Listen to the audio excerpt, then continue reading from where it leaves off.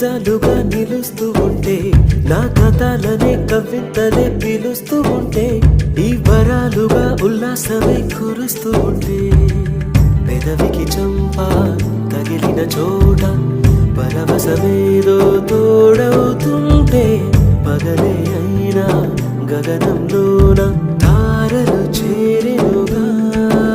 నిజంగా నేనేనా ఇలా నీ జతలో ఉన్నా?